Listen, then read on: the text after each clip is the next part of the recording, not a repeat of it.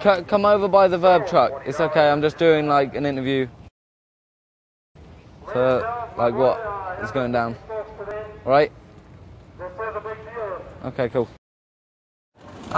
Well, we come to America to ride with the KTM Factory Junior team, and you know, it's a great team, and we come because it's so professional over here. You know, you hear about it in all the amateur racing and stuff, and it is just so much more professional than what it is back at home. And you know, what happened between me and Jason, you know, I think everyone sort of blew it all out of proportion with all the families getting in it together. And I mean, on the racetrack, I mean, I just come around the inside, Jason went out wide, I come around the inside, and then I was coming out of the corner, and then Jason must have clipped my back wheel and then obviously went down.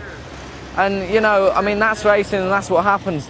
But it just got so much blown out of proportion with what all the families had to say afterwards, that eventually it ended up with me getting disqualified for not really doing anything wrong.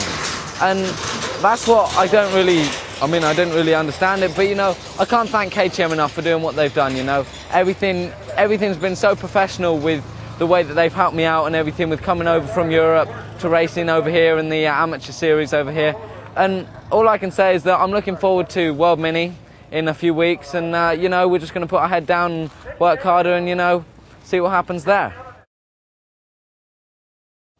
Well, the engine builder that builds my engines builds Jason Anderson's engines, and we have exactly the same engines, so there's nothing that can go down on that side of things. I mean, you know, and you still have to ride the things, and also with the stock class, I was also doing really good in the stock class too. And I mean, everyone's been riding awesome. I mean, with Eli and Jason, and there's so many guys in the B class, and with everything that's been going on, I think it was kind of wrong for me to get disqualified from all my classes, because I did well at Lake Whitney, and I was trying to do really good here, and the week had gone well so far.